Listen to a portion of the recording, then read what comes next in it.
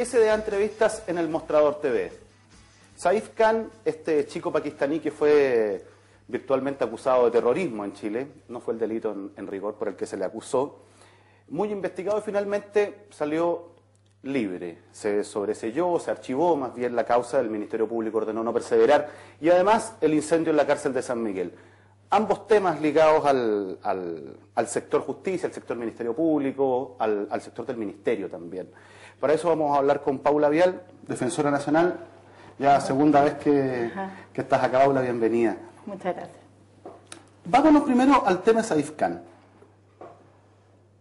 ¿Qué pasó en el tema? ¿En qué momento esta historia se cae, por un lado, y por otro, cómo ustedes lograron sostener la tesis también? Porque fue en un momento súper complejo.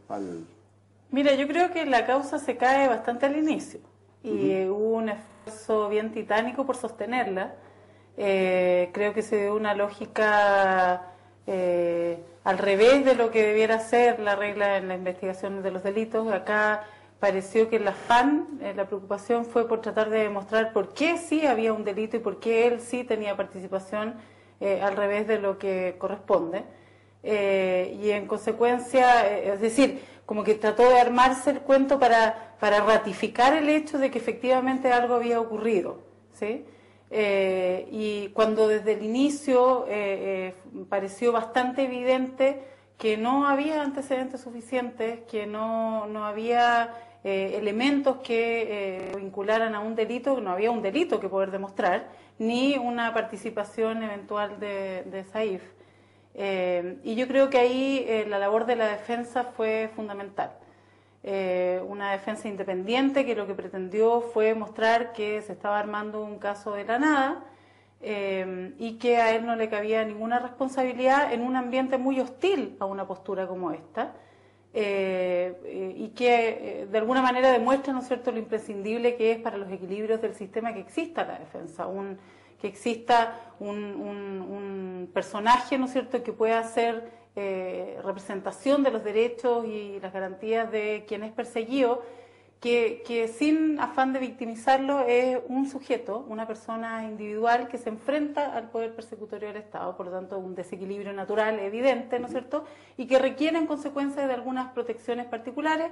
Primero, el escudo de la presunción de inocencia, que obliga al Ministerio Público a destruirlo y a probar que existe un delito y que le ha cabido participación a él, y una defensa que pueda hacer uso de este escudo, que pueda sostenerlo, ¿no es cierto?, y que de alguna manera equilibre entonces fuerzas entre quienes participan en el proceso. Y aquí no funcionó mucho eso, parece. Funcionó en definitiva, y yo creo que eso es lo más relevante, ¿no es cierto? Pese a todos los peros que existían, pese a todos los obstáculos, creo que acá justamente lo que primó fue la relevancia de la defensa y lo importante que es, en esos términos, el que nosotros podamos exigirle ciertos estándares de cumplimiento y de evidencia al Ministerio Público, al órgano persecutor, para efectos de esa persecución. Yo creo que acá justamente lo que ocurrió fue eso.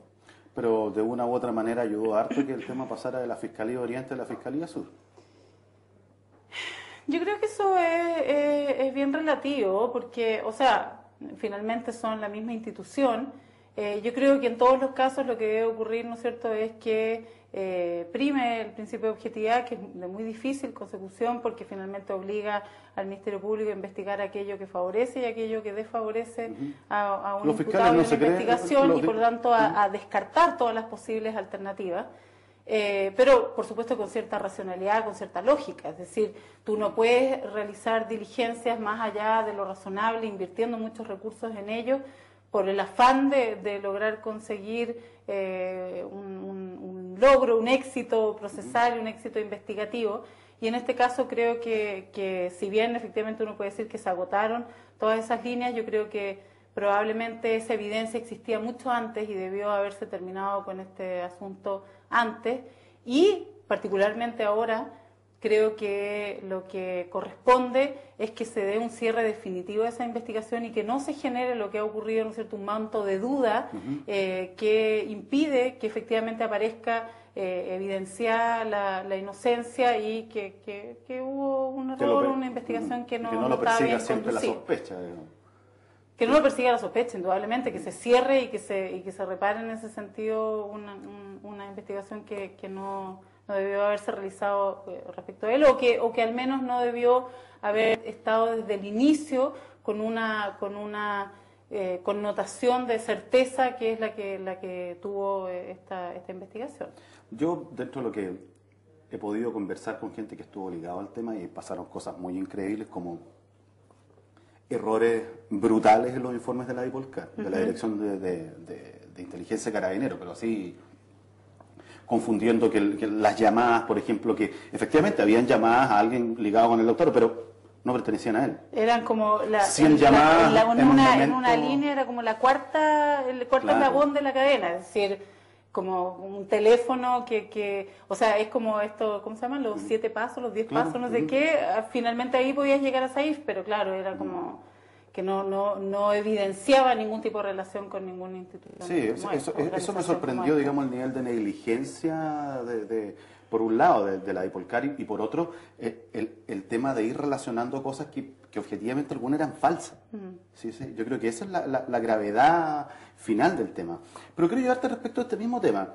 Said dijo que a él tienen que pedirle perdón. Básicamente mucha gente ha apuntado lo que básicamente los argumentos jurídicos que presentó el Ministerio del Interior, ¿no? En su oportunidad, que básicamente lo relacionó con una red ilícita terrorista que operaba en todo el Cono Sur, básicamente.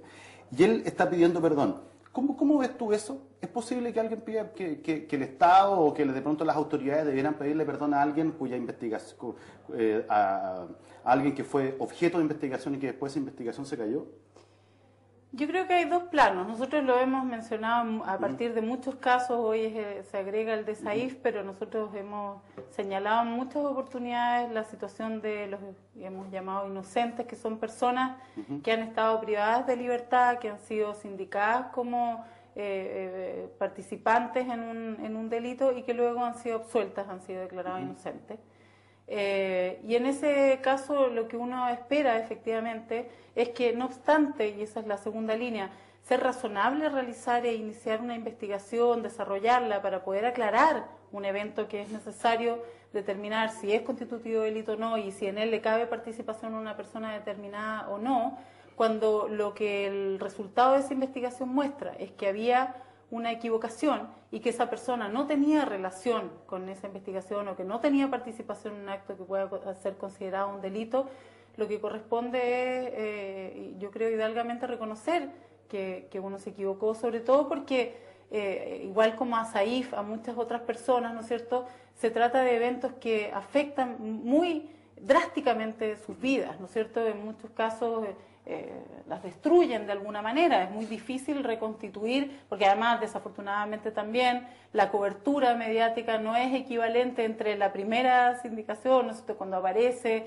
el violador no sé qué o el asesino no sé cuánto, y que luego no es así. No, en general no se da la misma cobertura para desvirtuar aquello y para señalar nos equivocamos o en realidad no era, o en fin, y entonces finalmente hay una afectación de muchos derechos de la persona, desde su dignidad, su honra, ¿no es cierto?, que no son suficientemente reconstituidos, que no son suficientemente reparados. Pasemos al tema que ha estado en todos los medios, que es el incendio que afectó, mejor dicho, que provocó la muerte de 81 personas en el penal de San Miguel. Aquí, bueno, se ha discutido varias cosas. Básicamente, bueno, el nuevo sistema, la reforma viene entre comillas, a suplir de una u otra manera ciertas demoras que tenía el sistema antiguo y algunas falencias que eran un poco atávicas también. Pero al mismo tiempo tiene esto otro, que es la cárcel. Ojalá todos se vayan presos, que ha sido como la teoría de la puerta giratoria, ¿cierto?, la seguridad ciudadana. Pero hoy día nos encontramos que efectivamente el tema también es un problema. ¿Ustedes cuál es la postura que han adoptado con este tema? Porque he leído algunas cosas que tú has dicho en los últimos días, pero ¿cuál es la solución para el tema? A ver, yo creo que el contexto de la reforma es de una de las reformas más exitosas que ha tenido nuestro país en su historia, creo yo. Realmente ha sido una revolución en términos de justicia en el ámbito más complejo de la vida de las personas, ¿no es cierto? Son los conflictos más en general que afectan de manera más evidente a las distintas personas.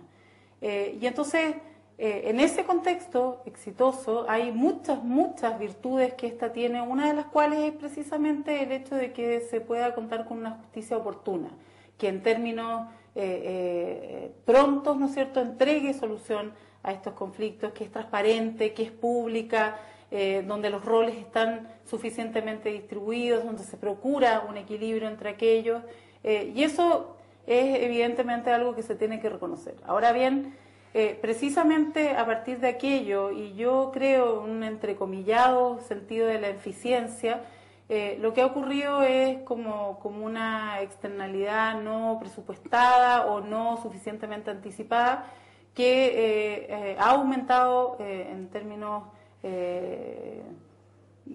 geométricos la población penitenciaria, que en los últimos 10 años se ha más que duplicado, ha habido un crecimiento de cerca de un 120%. Sí ha tenido, creo yo, una virtud, y es que la distribución entre los internos es más acorde con lo que debiera ser un Estado de Derecho, una democracia como de la que hacemos gala, en el sentido de que quienes están mayoritariamente privados de libertad son los condenados, y que los que están en prisión preventiva, que es una situación temporal, ¿no es cierto?, y sujeta a revisión permanentemente, son hoy la menor proporción. Si antes de la reforma los que estaban en prisión preventiva como una especie de pena anticipada por la demora que tenían los procesos eran cerca del 75%, esos porcentajes se han revertido.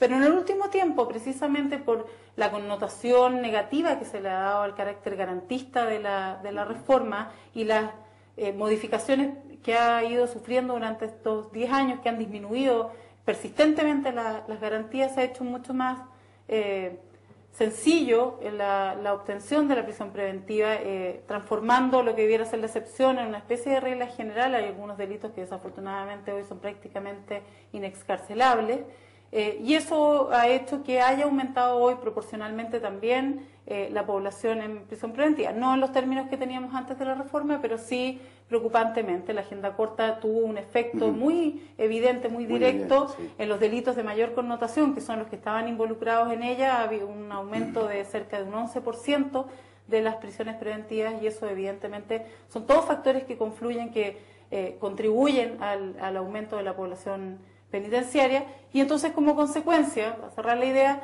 se produce, si ya teníamos una situación de hacinamiento, un recrudecimiento de aquello, y tenemos entonces hoy una situación carcelaria que realmente es probablemente uno de los temas más complejos que tenemos como país. Es casi un descalabro, ¿verdad? O sea, recuerdo yo, hace unos años, hubo un recurso de protección, ¿cierto?, en favor de un reo en Colina 1 o en Colina 2. Y dentro del recurso de protección, el abogado inteligentemente pide, tomando en cuenta el auto acordado de la Corte Suprema, que vaya un ministro a revisar. Pasa a la sala de cuentas, se le da admisibilidad, y la Corte no le informa a Gendarmería. Y va Cornelio Villarroel de la Corte de Apelaciones de Santiago. Los gendarmes estaban paralogizados. Vio efectivamente todo lo que denunciaba el recurso de protección era efectivo, y el informe que entrega el ministro en ese recurso de protección fue brutal, básicamente brutal.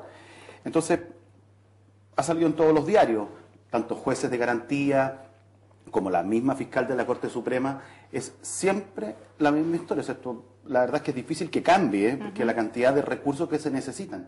Te quiero preguntar, en todo este contexto, ¿cómo ven ustedes a sus defendidos en las cárceles? Te agrego un detalle porque es importante para la pregunta.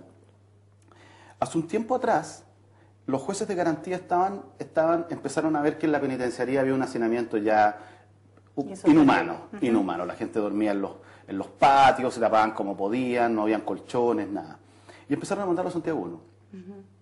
Pero había un problema, el gobierno tenía que pagar un suple por cada tipo de más que aumentaba la capacidad.